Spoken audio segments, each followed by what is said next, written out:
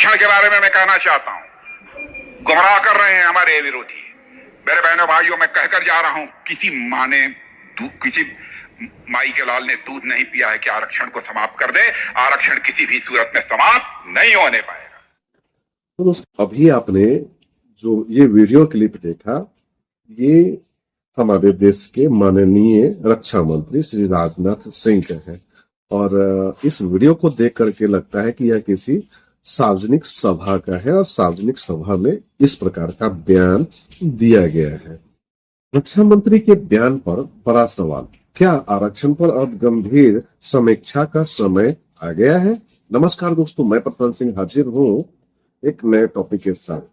हाल ही में देश के रक्षा मंत्री श्री राजनाथ सिंह का एक बयान चर्चा में रहा, जिसमें उन्होंने कहा कि कोई माई का लाल आरक्षण खत्म नहीं कर सकता। यह बयान सार्वजनिक मंच पर दिया गया था और इसके बाद देश भर में अलग अलग तरह की प्रतिक्रियाएं देखने को मिली।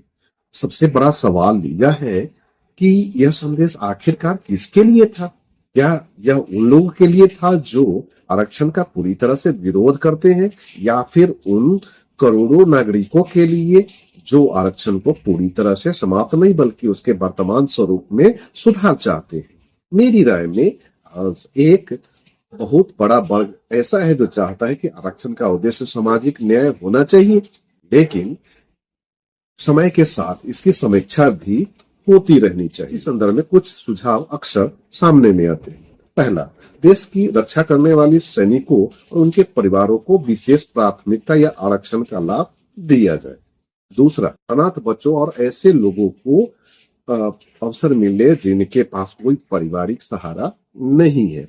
तीसरा, आर्थिक रूप से कमजोर नागरिकों को पर्याप्त सहायता और अवसर दिए जाए ताकि वे शिक्षा और रोजगार में आगे बढ़ सके। और चौथा, जो परिवार वर्षों से आरक्षण का लाभ लेकर आर्थिक और सामाजिक रूप से सक्षम हो चुके हैं, उनके लिए समय समय पर पात्रता की समीक्षा होनी चाहिए ताकि सीमित संसाधनों का लाभ वास्तव में जरूरतमंद लोगों के पास पहुंच सके। ध्यान रहे, ये सुझाव है और इन पर अलग अलग लोगों की अलग अलग राय हो सकती है।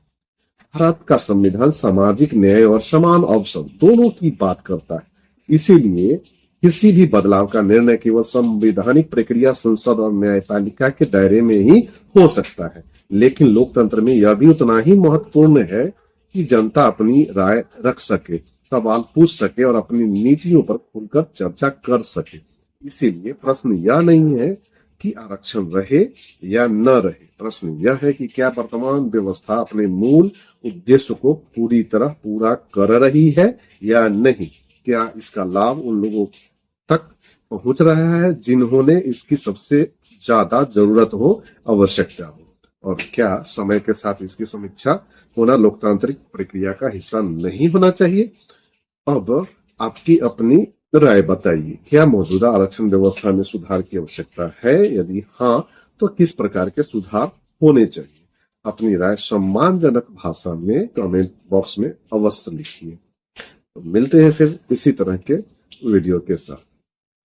तब तक के लिए टेक केयर, बाय बाय, जय हिंद, जय भारत, वंदे मातरम दोस्तों।